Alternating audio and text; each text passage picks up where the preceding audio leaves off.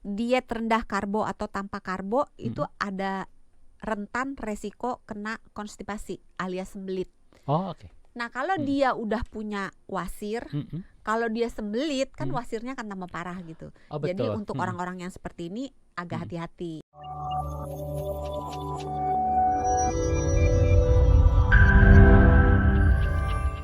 Diet tanpa nasi, Mm-mm. cocoknya untuk orang-orang seperti apa sih, Dok? Diet tanpa nasi Mm-mm. itu cocoknya untuk orang yang tajir. Oh, Karena protein harga tinggi ya. ya karena protein itu harganya tinggi. Apalagi gitu. kalau yang lagi nge-gym kan, makan dada ayam bisa berapa biji Iya kan? kan? Nah, Iya kan? gitu. Enggak ini bercanda. Jadi diet tanpa nasi apa tanpa karbohidrat nih? Dua-duanya deh. Kalau Tanpa nasi dan kan tanpa sebenarnya karbohidrat. Kalau diganti kentang, diganti ubi kan Sama aja ya. Oke, gitu artinya kan. tanpa Berarti karbohidrat. tanpa karbo ya. Diet tanpa karbo itu bagus untuk orang-orang yang ingin menurunkan berat badan, Mm-mm. bagus untuk orang-orang yang ingin mengendalikan gula darah, bagus untuk orang-orang yang ingin menurunkan trigliserida, Mm-mm. yang misalnya kan biasanya kalau kolesterol dicek gitu, salah satu komponennya trigliserida. Kalau itu meningkat, diet tanpa karbohidrat bisa membantu menurunkan kadar si trigliseridanya, termasuk orang yang darah tinggi. Itu juga bagus karena si diet tanpa karbohidrat bisa membantu penurunan berat badan. Berat badan menurun itu bisa membantu penurunan tekanan darah, pengendalian tekanan darah jadi lebih baik gitu. Oke, Jadi kayaknya Hans harus coba deh ya, biar enggak tekanan darah tinggi ya. oh kalau itu ini ganti teman kerja aja gimana? Ganti mindset itu lebih tepat gitu kan. Nah terus untuk orang-orang yang punya resistensi insulin, jadi punya sindrom metabolik. Sindrom metabolik itu gula darahnya naik tipis-tipis, belum sampai diabetes. Tensinya naik tipis-tipis, belum sampai hipertensi. HDL itu kolesterol baik, turun di bawah normal. Terus trigliseridnya naik, terus berat badannya tergolong obesitas yang sentral, artinya perutnya yang buncit. Jadi lingkar perutnya itu kalau pada pria di atas 90, pada wanita di atas 80. Nah, itu kategorinya sindrom metabolik. Nah, untuk sindrom metabolik, diet tanpa karbo atau diet rendah karbo itu dianjurkan. Oke, artinya kayak tadi Hans makan padang harusnya rendang sama sayurnya itu sama iya, cabai hijau pakai ya. telur, pakai sayur, tergantung sayurnya apa. Kalau Singkong sayurnya kan? kalau sayurnya daun singkong itu masuknya rendah karbo, bukan Oh, tanpa bukan karbo. tanpa. Oh, ada ini. Karena di ada dalam daun singkong karbonnya. ada sedikit karbonya. Ganti toge deh gimana? Pada umumnya sayur-sayuran ada sih sedikit Oke, ya oke. karbonya. Kalau sayur yang nggak ada karbo agak susah ya. Nah, tapi itu bumbu-bumbu, Dok. Ini juga Indonesia kan makanan yang sangat kental dengan bumbunya. Ini kayak tadi Hans makan Bumbu rendang. Boleh, nggak ada karbonnya artinya ya, aman ya. Biasanya kayak mungkin bawang gini ya, kalau atau semur ada karbonya kan. Kalau semur kan pakai gula Jawa, kalau nggak salah, mohon maaf nggak bisa masak gitu. Kan biasanya pokoknya bahan bumbu masak yang menggunakan kecap manis, yang menggunakan gula dalam berbagai bentuk, gula Jawa, gula merah, gula palem, gula apalagi, gula semut, pokoknya gula pasir, semua yang bergula itu hitungannya rendah karbo jadinya. Oh, oke. Bukan tanpa karbo ya. Karena termasuk gula gitu. Jadi kalau tanpa karbo, gula dihitung sebagai karbo. Oke. Dok, ini apakah ada profil khusus orang-orang yang memang mau tidak mau dianjurkan harus diet rendah karbo ini? gitu. Bukan rendah, yang tanpa karbo. Biasanya dianjurkan buat pasien-pasien epilepsi, buat pasien-pasien yang ada autoimun.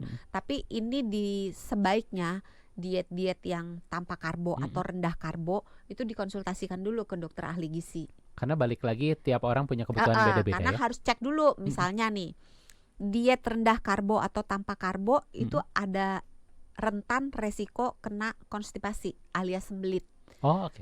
Nah, kalau dia udah punya wasir, kalau dia sembelit kan wasirnya akan tambah parah gitu. Oh, jadi betul. untuk orang-orang yang seperti ini agak hati-hati. Mungkin milihnya jangan yang tanpa karbo, tapi mungkin milihnya yang rendah karbo. Atau orang-orang yang punya gangguan tidur misalnya. Karena diet yang tanpa karbo itu bisa pada awal-awal terutama menimbulkan insomnia, susah tidur. Walaupun nggak semua ya, walaupun nggak semua. Karena bahan makanan yang ada di dalam golongan karbohidrat Mhm. itu mengandung nggak cuma karbo juga, Mhm. tapi ada vitaminnya, ada mineralnya, ada antioksidannya. Hmm. Nah, vitamin, mineral, antioksidan ini dibutuhkan untuk menjaga keseimbangan hormon melatonin di dalam tubuh orang itu yang ujung-ujungnya memicu tidur atau mempersulit tidur. Oh, oke. Mungkin itu kunci kalau yang insomnia banyak-banyak makan karbo ya. Biar gampang tidur. Enggak juga ya? Bisa ada beberapa jenis karbo, terutama yang tinggi triptofan, Hmm. itu boleh dikonsumsi kalau kita misalnya susah tidur. Misalnya susu putih, kiwi, pisang, itu Oh, bisa oke. membantu orang untuk tidur. Jadi lebih gampang ya. Heeh. Oke, tadi kita udah ngomongin soal orang-orang mana nih yang memang dianjurkan untuk bisa mengikuti diet tanpa karbo atau rendah karbo ini. Iya. Tapi ada nggak sih dok bahayanya nih orang-orang yang justru nggak boleh nih untuk melakukan diet tanpa karbo atau rendah karbo ini?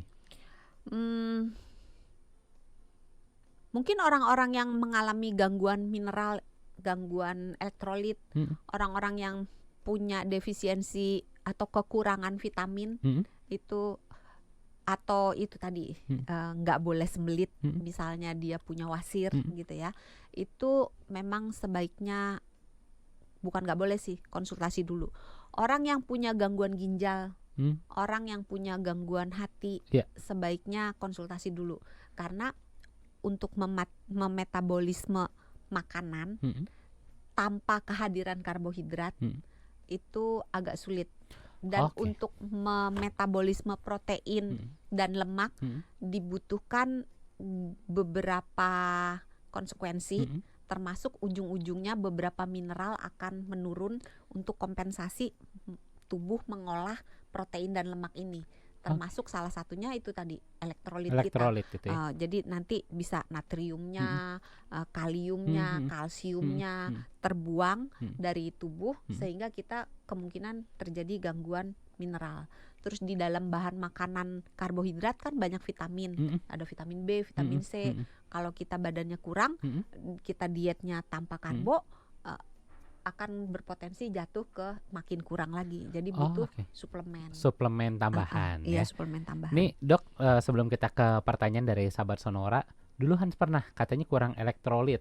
Waktu itu nyebabin kejang, benar gak sih? Kalau bisa ya? Bisa. Oh, bisa nyampe sana. Makanya harus dikonsultasikan balik lagi gitu. Diet ini dikenali tanda-tandanya. Kalau misalnya udah biasanya nih kalau udah terjadi gangguan mineral, orangnya tuh rasa kayak kembung, bengkak gitu, atau malah terjadi kayak dehidrasi, atau kram, sering kram otot, sakit kepala, terus biasanya mulutnya bau. Oh, oke.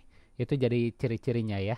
Untuk bisa waspada kira-kira dietnya harus diambil atau enggak, terutama yang tanpa atau rendah karbo ini. Kita ke penanya dulu boleh ya dok San ya? Ini sudah ada satu penanya, tapi karena di sini tidak bisa dibuka, kita tanya ke kakak operator. Ada kakak Jose, selamat malam. Kakak boleh Jose, dong pertanyaannya dibacakan. Membacakan pertanyaan dari netizen. Ini dari Hani66. Oke, selamat malam Hani66. Pertanyaannya, dok, apa betul saya makan pagi terus sama cemilan sampai 3 sore? 3 sorenya saya sudah stop makan. Apa itu bagus? Oh, oke. Intermittent fasting artinya dok ya ini ya? Iya. Terima kasih pertanyaannya Mbak Hani66. Ini pertanyaan yang menarik. Ada satu lagi katanya dok. Ada satu lagi dok. Boleh dicatat dulu ya. Dari Eka Fikri. Dok, aku dulu diet berhasil disertai olahraga juga. Lalu tidak meneruskan lagi diet dan olahraga. Kenapa berat badan malah lebih melar dari sebelum diet? Waduh, udah nih. Dua nih ya. Udah dua. Kita satu dulu dari kita Hani. Hani 66 dulu ya.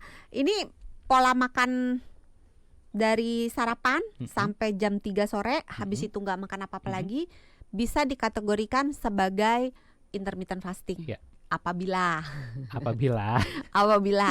nggak makannya ini disertai dengan tidak mengkonsumsi minuman apapun yang berkalori. Jadi kalau misalnya kayak Hans tadi minum susu ada batal. kalorinya ya? Oh, oke. Iya, berarti bukan intermittent fasting. Tapi kalau minum susunya hanya sedikit, jadi mulai dari jam 3 sore sampai besok pagi sarapan, minum susunya misalnya cuma setengah gelas, itu masuknya masih bisa intermittent fasting tapi yang dirty intermittent fasting. Nah, boleh apa enggak? Boleh. Sepanjang tidak menimbulkan keluhan. Karena beberapa orang itu tidak bisa, makanya kembali lagi dia punya penyakit enggak masing-masing ya, gitu. tiap orang punya profil yang berbeda-beda ya. Iya, kan ada dan punya kebiasaan yang berbeda-beda, punya kultur keluarga yang berbeda-beda. Selama tidak mengganggu, misalnya ada beberapa orang yang kalau lapar nggak bisa tidur. Saya termasuk yang kalau lapar nggak bisa tidur gitu. Kayak kita semua di sini kalau lapar nggak bisa tidur ya. Tapi kalau Mbak Hania 66 ini merasa oke kok saya bisa tidur, silahkan gitu. Tapi ketika mengalami keluhan gitu, coba direfleksikan lagi, perlu nggak sih melakukan itu gitu. Karena nggak semua diet itu cocok untuk setiap orang gitu. Betul. Jadi kalau memang nggak cocok, ganti cara dietnya. Yang penting secara pakem kesehatan tidak melenceng terlalu jauh.